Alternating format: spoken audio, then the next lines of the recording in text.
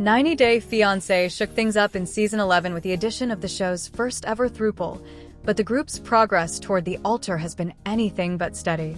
Matt and Amani are a married couple who live in San Diego, California. They share 2 children and have been together for 10 years. The dynamics between the couple are complex, with Matt appearing rather submissive to Amani, a self-proclaimed boss *TC. Amani, who is bisexual, had a very conservative upbringing in Tunisia, which makes her passionate about speaking her truth now that she has the freedom to do so. Matt and Amani's marriage became exponentially more complicated with the addition of girlfriend Eni Aguirre, a stripper they met while on vacation in Mexico. Although the Throuple had a passionate romance, their relationship was primarily long-distance, which meant Matt and Amani were oblivious to many aspects of Eni's life. They traveled to Tijuana to be with Eni in the hopes that she would soon officially join their family. However, their trip didn't go as expected. Despite Amani appearing as the driving force behind their polyamorous relationship, her insecurity and doubts about Eni's loyalty have derailed all their progress. While Matt and Amani spoke excitedly about adding Eni to their family prior to their trip to Mexico, they were in for a rude awakening.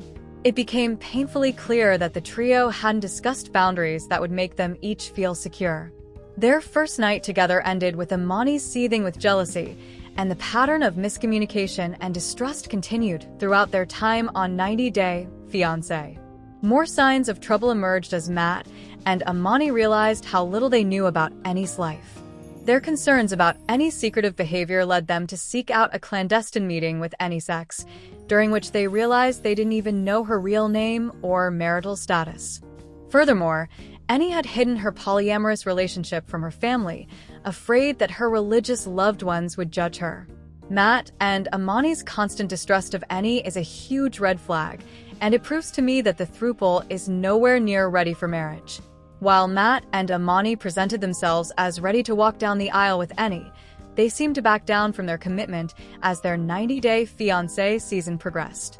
At this point, as the rest of the cast are preparing for their marriage ceremonies, Matt and Amani seem unsure whether they even want to be in a relationship with Eni. Eni's only path into the United States is through marriage. The fact that Matt and Amani are already married adds an extra layer of complication to their K-1 visa application process. Matt and Amani will need to legally divorce for one of them to marry Eni and bring her to the United States. Their friends were dumbfounded by their plan, and I can't say I disagree. Matt and Amani's time in Mexico has been rife with jealousy over their roles as they integrate Eni into their relationship. Eni admitted she was more interested in Amani than Matt, and Amani was unsure whether to tell her husband. Her hesitation didn't help the complicated dynamics within the group. Matt started to feel like an outsider, leading Amani to awkwardly push Matt and Eni to go on a date to strengthen their bond.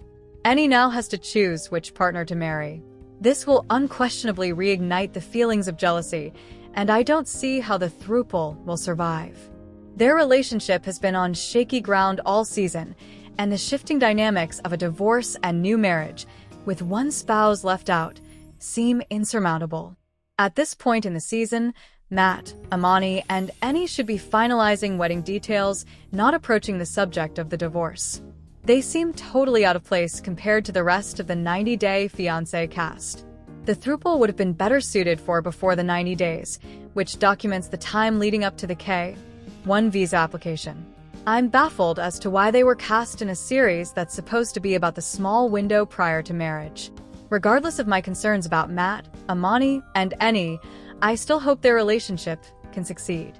They deserve happiness, but it seems the odds are truly stacked against them. There's no way their many conflicts will be resolved by the end of 90 Day Fiancé season